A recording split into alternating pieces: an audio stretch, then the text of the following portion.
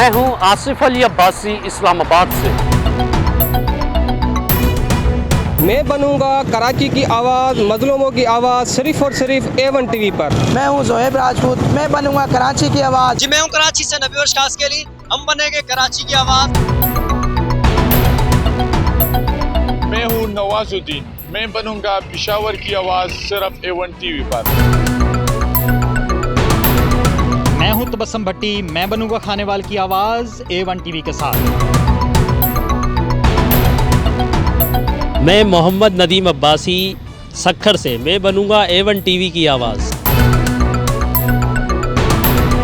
मैं हूं सज्जाद राना, तहसील रिपोर्टर शेखुपुरा। मैं हूं इरफान खान दुरानी, नुमाइंदा A1 टीवी शेखुपुरा। मैं बनूंगा A1 टीवी की आवाज़।